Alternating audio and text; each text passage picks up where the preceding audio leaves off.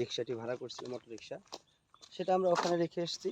কারণ রাস্তা একটু ওইখানে ভাঙা আছে। তো আসলেই দুই পাশে আমের বাগান, মাঝখানটা সুন্দর একটি রাস্তা। তো হেঁটে যাচ্ছি প্রকৃতির সৌন্দর্যের মধ্যে দিয়ে। এটা একটা অন্যরকম ভালো লাগা। আর যেখানেই যাবেন এই এলাকার, সেখানেই শুধু আমের বাগান, আমের বাগান এবং শুধুই আমের বাগান।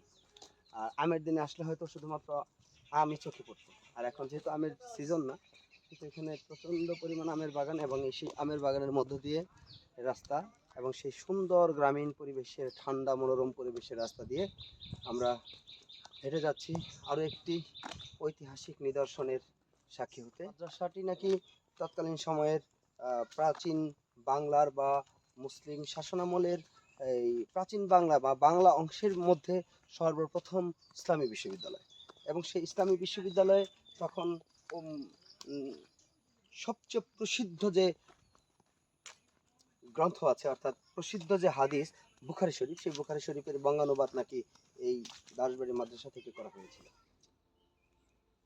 আসসালামু আলাইকুম দর্শক প্রিয়, আমরা এখন দাসবাড়ি মসজিদের পাশে দাসবাড়ি যে মাদ্রাসা, সেই মাদ্রাসার এই ভবনের ভিতরে অবস্থান করছি। তো এই মাদ্রাসাটি যে ইটের যে গঠন প্রণালী এবং যে কারুশিল্প সমস্তটাই এই ঐতিহাসিক যে নিদর্শনগুলো আমরা এতক্ষণ ধরে পরিদর্শন করলাম, তার সাথে নির্মাণ শিল্প সম্পূর্ণ মিল রয়েছে। তার মানে বোঝাই যাচ্ছে যে এগুলো আসলে সবই সুলতানি আমলের এবং একই সমসাময়িক সময়ের মধ্যে এই স্থাপত্যগুলো তৈরি করা হয়েছে। এই যে দাসবাড়ি মসজিদ, দাস অর্থ পাঠ, এবং পাঠ বলতে গেলে আসলে কি পাঠ করা হতো, এখানে ইসলাম চর্চা করা হতো এবং ইসলামের যে কোরআন চর্চা করা হতো, এবং এখানে বিখ্যাত বা প্রসিদ্ধ যে হাদিস শরীফগুলো ছিল, সেই হাদিস শরীফের বঙ্গানুবাদ করা হতো এবং এখানে সেগুলো নিয়ে জ্ঞান চর্চা করা হতো। ইসলামের জ্ঞান চর্চা করার কারণে এটি একটি প্রসিদ্ধশালী যে মাদ্রাসা ছিল, সেটি আমরা বিভিন্ন ইতিহাসবিদের মাধ্যমে জানতে পারি।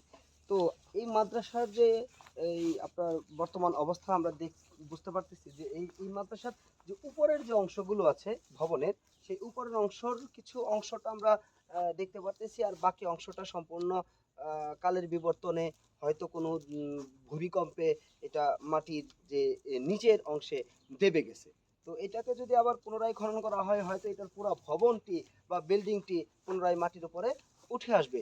এটিও সেই সুলতানি আমলের এক বিখ্যাত এবং ঐতিহাসিক নিদর্শন, এবং এটিকে বলা হয় বাংলাদেশের প্রথম ইসলামী বিশ্ববিদ্যালয়। এবং তৎকালীন সময়ের যে গৌড় শহর ছিল বা গৌড়নগর ছিল, সেই গৌড়নগরেরই এই প্রাচীন ঐতিহাসিক নিদর্শনগুলো এবং এটি সুলতানি শাসনামলের নিদর্শনগুলো, এবং এই নিদর্শনগুলো কালের সাক্ষী হয়ে বাংলাদেশে আজও এখানে রয়ে গেছে।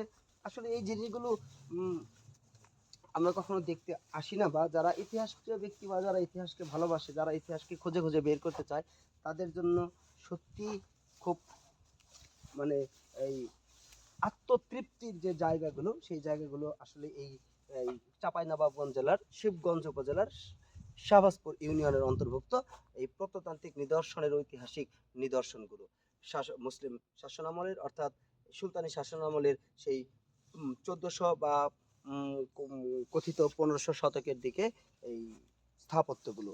তো এই স্থাপত্যগুলো দেখে আমরা সত্যি, আমি ব্যক্তিগতভাবে খুবই অভিভূত এবং খুবই গর্বিত যে আমরা আসলে এই বড় বিশাল প্রাচীন এই ইসলামের যে জ্ঞান চর্চা করা হইতো, এবং এই জ্ঞান চর্চার যে বড় নিদর্শন এই ইসলামী বিশ্ববিদ্যালয় নামে খ্যাত দাসবাড়ি মাদ্রাসা, সেই মাদ্রাসাটি আমি সচক্ষে দেখতে পারতেছি। এবং দেখতে পারার কারণে আমি আমি আমি সত্যি খুবই, আমি ব্যক্তিগতভাবে মানে খুবই গর্বিত, এবং আমি আবার খুব মর্মাহত এই জন্যই যে এত বিশাল বড় মসজিদ এবং বিশাল বড় মাদ্রাসার ধ্বংসাবশেষগুলো আজকালের সাক্ষী হয়ে অবস্থান করতেছে, এবং এটি সাক্ষ্য দিচ্ছে যে সত্যি যে ইসলাম এই বাংলাদেশে কিভাবে আস্তে আস্তে আস্তে আস্তে প্রসার লাভ করেছে। এবং এখানে না আসলে, এই জায়গাগুলো পরিদর্শন না করলে কখনোই বোঝা যাবে না।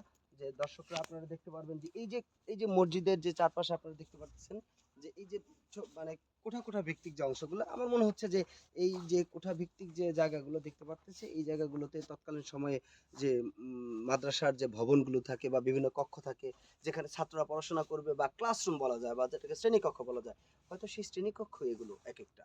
এবং যেহেতু এখানে পড়াশোনা করা হয়েছে এবং এখানে মানে জ্ঞান চর্চা করা হয়েছে ইসলামের, সেই কক্ষগুলোর নিদর্শনের ইতিহাস এখানে সাক্ষী দিচ্ছে।